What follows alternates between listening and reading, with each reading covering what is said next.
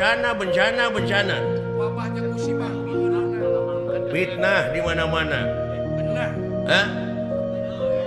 tapi da leutik keneh bencana alam leutik kumaha sia teh loba nu korban leutik keneh bisa diubaran ku duit bencana alam aya gitu anu leuwih rujad mata bencana akhlak bencana iman naon piubareunana sa kemana obat dicari nagara nepi ka kieu teh kuayana bencana akhlak benar sabab pangeran moal pati-pati nurunkeun hiji ajab ka eta nagara lamun baraleg hirupna lamun dari mana kacina teuing nu mata kurang pingkeun lamun milih teh kudu ka ahlina ka ahli sabab lamun nitah lain ka lain ahli tunggu karuksakanana geuning ruksak tuh meureun mana kitu ge lain ahlina ieu teh jeung lamun urang dek ngajadikeun pamimpin teh ulah pamimpin anu borangan sieunan naon sieun ku pocong lain sieun ku jurig lain sieun naon sieun teu dahar sieun teu beunghar sieun teu loba imah sieun teu lega sawah tina loba ka sieun eta yakin kaituna bakal tega ngahalalkeun kana sagarupa cara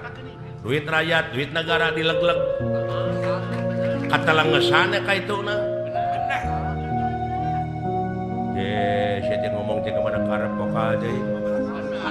untung hareup teuing bisa anu kasinggung entong borok kasinggung nepi ka TBC ge lain urusan aing benar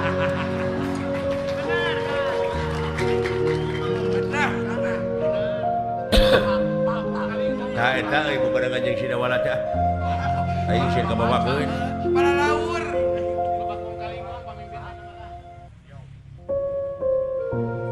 pek pikir ku akal aya hak urang mah ngomong kitu nya ulah pokal teuing boleh pokal mah asa ulah ngayakeun tindakan anu anarkis ieu mah rajun demo geuningan diburuhan bari teh nyaho di naon-naon apan aya PT demo tah mah aya nya